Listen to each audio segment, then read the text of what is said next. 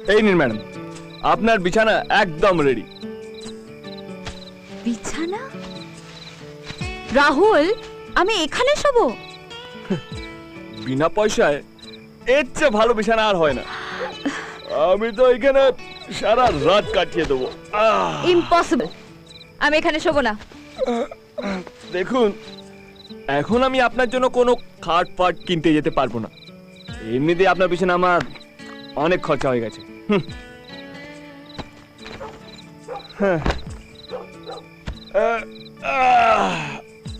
আমি জীবনে কোনোদিন এরকম জায়গায় শুইনি। জীবনে কখনো বাড়ি থেকে পালিয়েছেন? তাও আবার হাতে কানা করিও নি।